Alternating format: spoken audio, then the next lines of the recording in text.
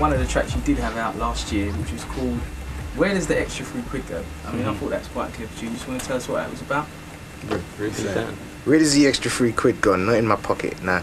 It's by CDs, man, and the fact that they are totally rip-off, and they're just terrible, mate, and like it's a waste of money, and like don't buy vinyl and all that sort of stuff. You know what I mean? The fact is that they cost more. They cost probably less than vinyl to produce, and where does all the extra money go? Because it certainly ain't in my pocket for making the music, and it certainly ain't in the punter's pocket. You know what I mean? Like, so I think it's up to the lads at Sony.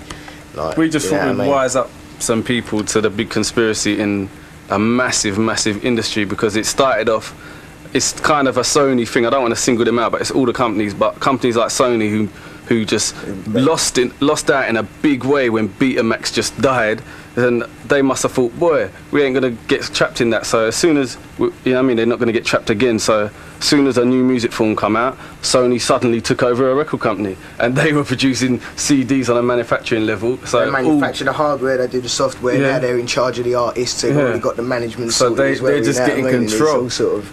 And basically, they're making enough money from just manufacturing one thing, and they're charging more for CDs. That just makes me laugh, especially when they re-release records from back catalogues that have been out on record, and now they're releasing it on CDs. Some people are stupid. They'll go out and buy the CD of a record they've got because it's on a CD.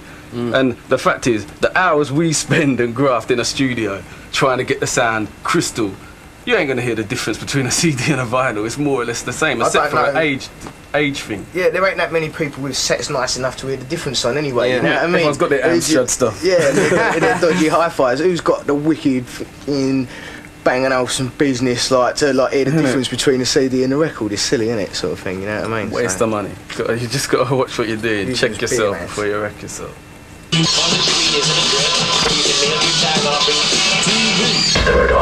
Yeah, what's up? This is KINETIC Effect, the phenomenal physicist MC, and I'm down on Insane Recordings. My name is Insane Macbeth, producer of K Effect, and also label boss of Insane Recordings. And this is my man here, DJ Polo, also a producer, got his crew Rhyme Side. Okay, so do you want to just go into the history of yourself as an MC, KINETIC? Well, boy, I've been going for about 7 years, yeah, and got into scene through graffiti, and then just picked up on the MCing side and got better at MCing and was at graffiti. So I just kind of called out on the graffiti, just carried on MCing. I've been through like several crews. The main one was like To The Top, but that's kind of done now. I'm just kind of hooking up on a more intense tip now. And the sword cuts the air, kinetic effects here. While he was gone, you passed, but now he's writing your repertoire. So better drop your last line on lethargy, cause competitors better be better than kinetic key. Consider me enemy. I retard the return of the rest. So fraternity decays of thee to pay was foul. You scowl, scupper the ship, but the shit still moves bows. Arouse a remedy, your placebo's brain dead. Refrain from games, so just play dead and stay dead. Our stage it just stammer and sucks. From X to gamma, the ramifications of K-rays raise rocks. So buck up and feel the effect of venom. Insane and remain raw, abhor the sign he sent him. Raps competitive, competitors are for peace to good, but the rest receives war or death. You're bereft of breath, that with effect to lose teeth. You're left a meth, redress the balance. It's its MCs that have talent, retaliate and make fates to vacate the premises. My premises to diss, you're reminiscing, you're missing. I radiate like nuclear fission, the physicist to destroy. Boys, approach and die, enjoy.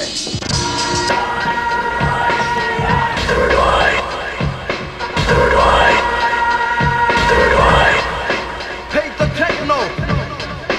Keep it going on. To the Batmobile. Blade here on Third Eye, haha. The first video rap magazine ever, at least to my knowledge anyway.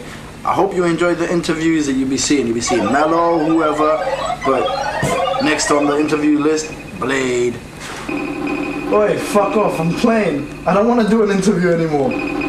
I've had enough of interviews.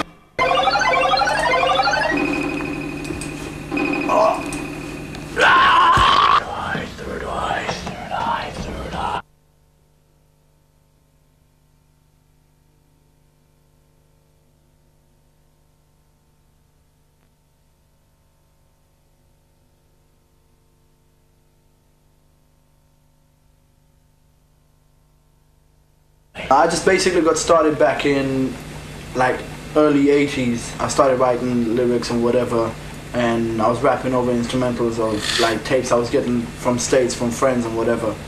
That was it. Then I started hanging out in Covent Garden doing breakdancing, body popping, graffiti. I was even DJing at one point. And I guess a lot of other people at the time were. But things went a bit stupid in Covent Garden. You know, people started stealing stuff to exchange it. Like those people stealing the shorts for the summer or whatever, so they could exchange it with big graffiti markers, stuff like that. And eventually I just decided not to bother going anymore. But those were the good old days. You will never get days like that again. That's basically how I got started back in. Was there a lot of competition back in the days, you know what I mean? Between rappers, was there like battling? Yeah. Do you want to go into that?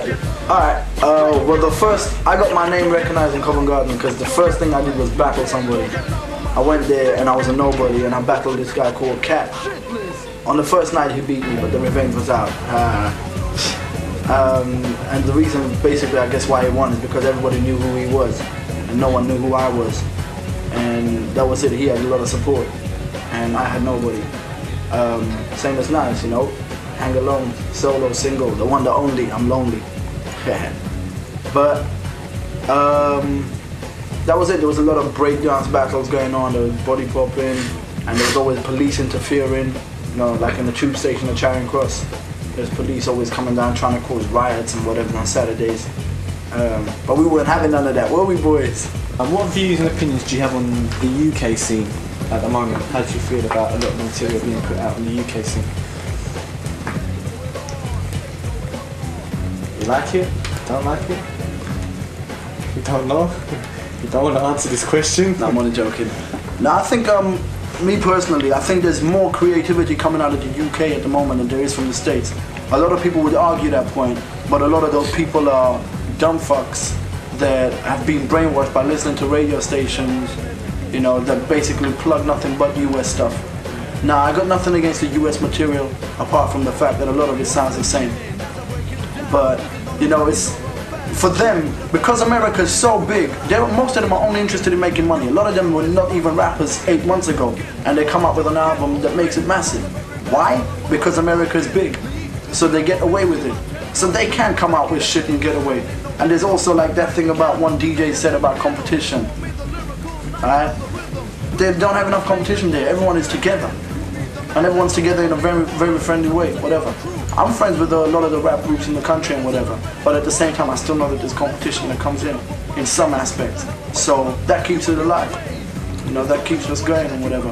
But at the moment, to me, the UK rap scene is doing a hell of a lot more to try and please the public than the States rap scene is.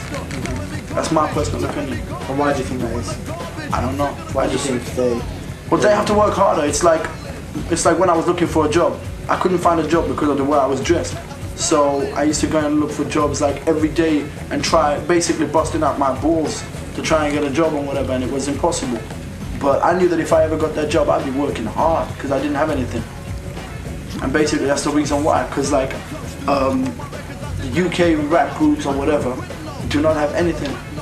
All these years they've been doing whatever they've been doing and they have nothing to show for it. American rap group comes out with one single and they're walking away millionaires. Got a new mansion on the top of the hill. Maybe in Cyprus, I don't know. I don't like to be too predictable in what I do in the studio. It's like, for example, a lot of groups would just go in there with the samples and leave it at that. You know, but I like to get like the DJ involved. I like to play the part as a DJ sometimes, in the sense of like, I'm an amateur as a DJ. Like I said, I'm not a DJ. But sometimes I just want the sound to be amateur. I don't want it to be like all the time. Quite a raw sound, isn't it? Yeah. Like on The Lion Goes From Strength to Strength in one of the choruses. With, like, you were there, Byron was there, so he knows. Like in the chorus, I just, instead of scratching, I just picked up the needle on this part. There was a long trumpet part, yeah. And I just picked up the needle and dropped it back down on that same place, on the same groove, for the whole chorus. You know, and everyone thought it was scratching, and it was shit scratching. It wasn't scratching. You know? So I try and do all different kinds of things. So like for example on Grip of the Pitbull, everyone thought that was scratching. That it wasn't. It was this.